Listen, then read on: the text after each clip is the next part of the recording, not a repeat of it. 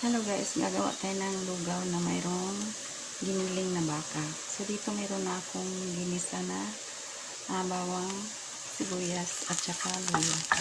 So pwede nang ilipat guys. Mayroon na akong pinakuluan na rice at saka giniling na baka dito. So ilipat na lang natin, tapos lagyan na natin ng panimpla guys.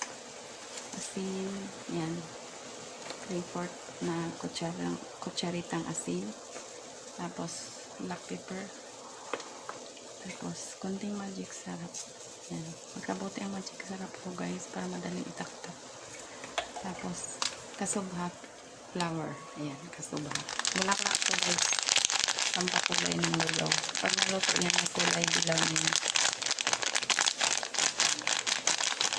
Yan, may effect yan sa dugo natin, magiging dagdag ng red blood cells yan.